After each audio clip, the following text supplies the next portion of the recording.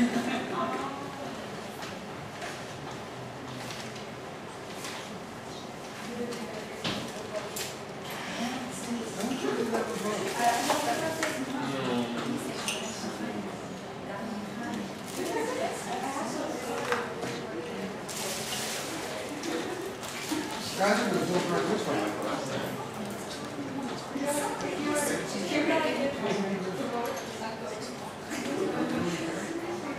see, you did change it. You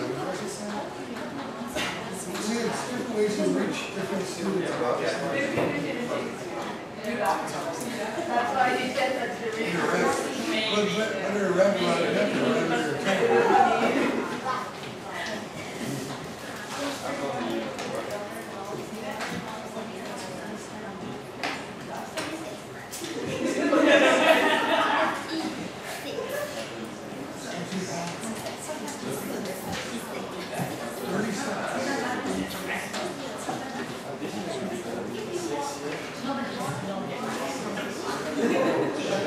Well, thank you very much for that. When we look at that already, you can see that I think every group has got a really good understanding of what DI is. We've got when you look there, we're talking about it's a way of reaching and teaching students, reaching all students. It's a method of teaching students which acknowledges their individuality. That's very much what it's all about.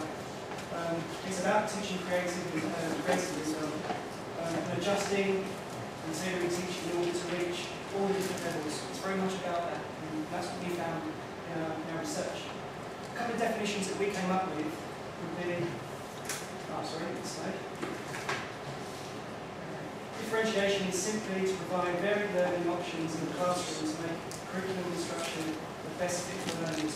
So it's recognising those differences in learners and actually adjusting the curriculum to fit the learners. One more definition we asked. It's an approach to teaching and learning for students with different abilities in the same class. The intent is to maximise each student's growth and individual success by meeting each student where he or she is. And the important thing seems to be that what's adjusted is rather than expecting students to modify themselves to the curriculum, so we modify the way we teach in the classroom and what we teach as well. Okay, so why use DI? One of the things I think when we looked into it that really surprised me is how well it suits all learners. I think when we looked at it, it didn't surprise me that it suited learners with low ability, or maybe learners with disabilities or other problems. But actually, when we looked into it, it worked really well for all learners, learners with gifted intellectual. So it works for all levels. It caters for different learning styles. It accounts for different motivation levels and diverse backgrounds of the class.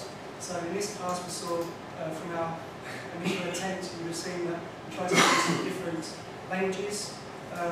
We used Google Translate. So I don't quite know what we came up with. Obviously, not quite like a candy piece, but that's what we attempted to do. So, and we have a real diverse range of people here, and some of you have different levels of proficiency in different languages, and that's something obviously that when you would work with a group like this, you have to take into account. So it works well with all different backgrounds as well. So how to plan for DI? And then seeing that the basis of it is a lot of planning. And a lot of monitoring of students, a lot of assessing of students to start with, actually really getting to know what the students are like, looking at their strengths, their backgrounds, and doing some initial planning before you start to really look at how you can adjust the curriculum. One of the things that it seemed to be suggesting from our research was, I think that my fear, I should say, was that it would be so much work. How do you tailor a curriculum to work with all students? And DI actually is about looking for patterns. So through this planning and assessment, you're looking for patterns, you're looking for different learning styles, you're looking for other patterns too, which then you can start to adjust your curriculum around.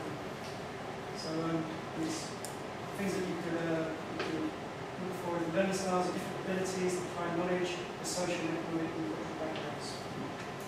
Okay. So first is learning style. Do we know our learning style? Are we visual? Are we auditory learners? Are we kinesthetic learners?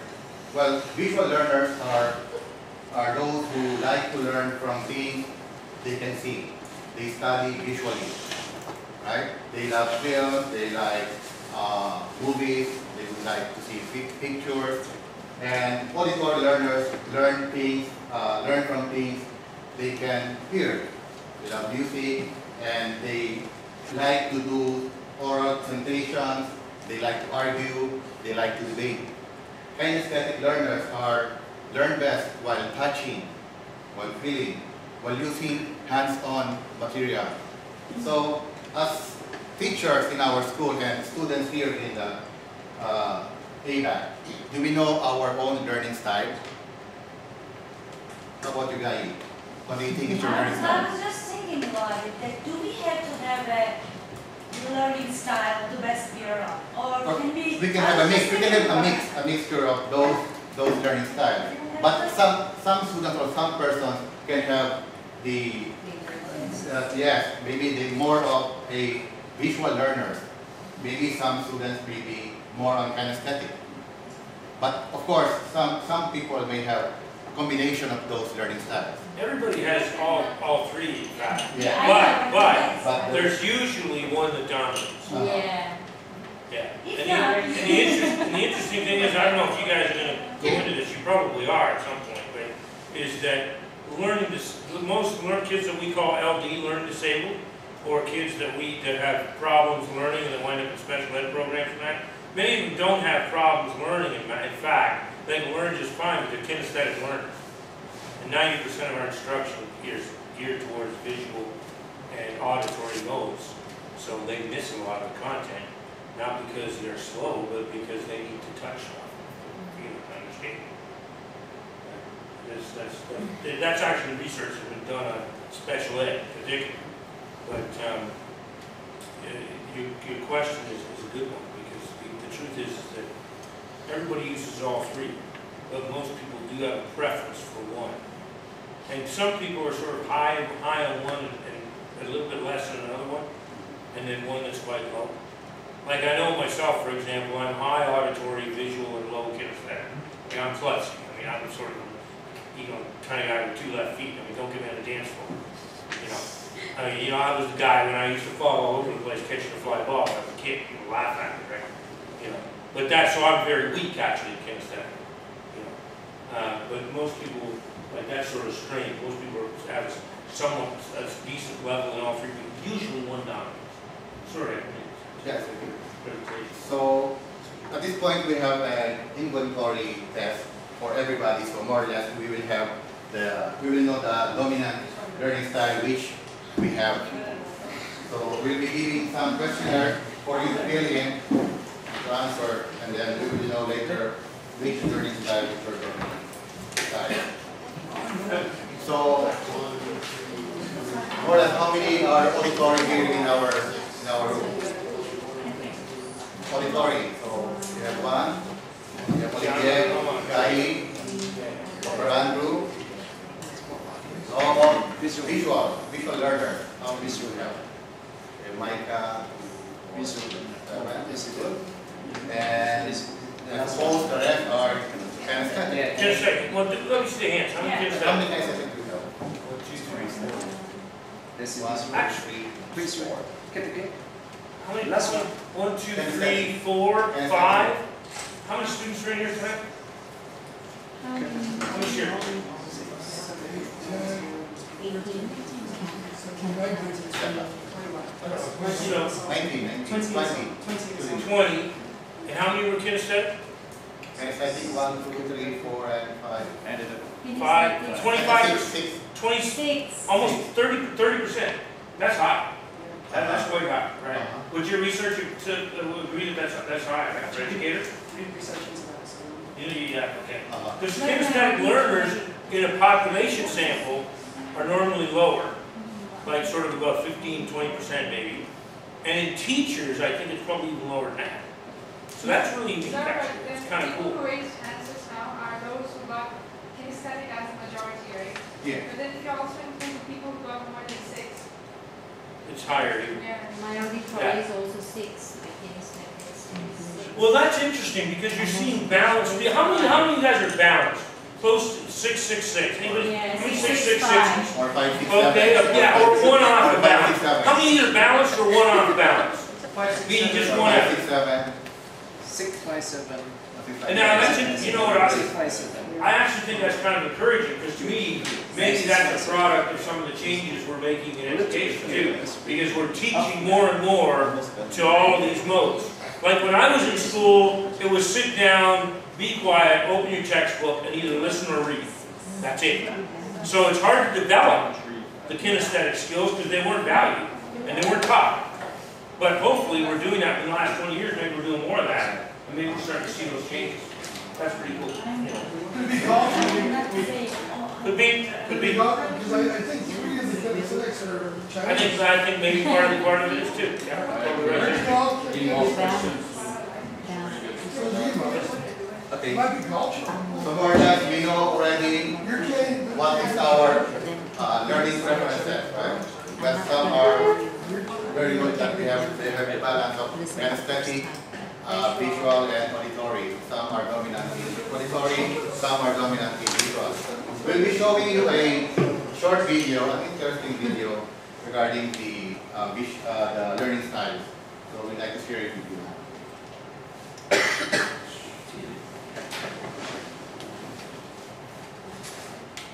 Oh, so. Could you just put that on? Sorry, just a second.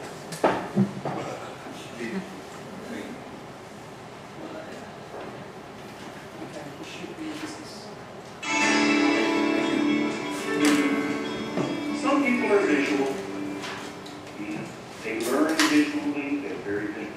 Some people are auditory, and some are kinesthetic.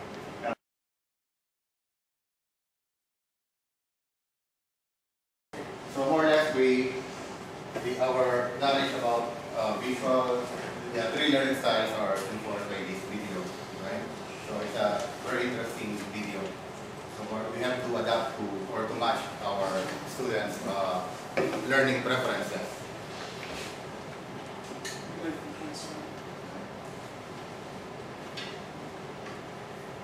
Well, now we go to the current slide.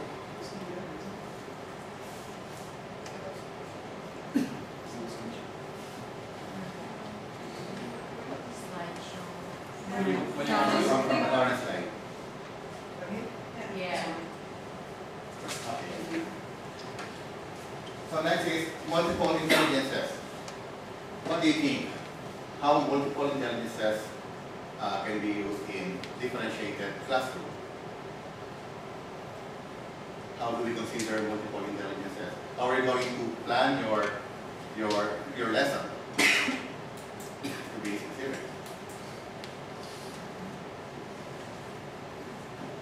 Of course, we have learned that multiple intelligences, we have students who are intrapersonal, who are nature smart, body smart, musically inclined. So we need a primer on what it is first there, Mr. Beal. I'm wondering if maybe you can get one of them to help out, or you could maybe, because I'm not sure judging by how quiet everybody is, I'm not sure how familiar they are with MI. So maybe you guys just want to go over it for them, or?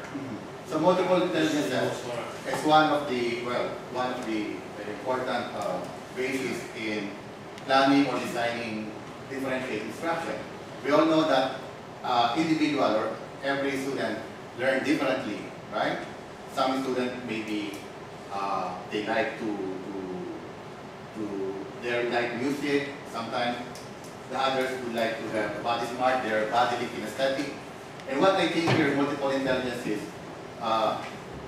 we can adapt this one or use this one in planning lessons.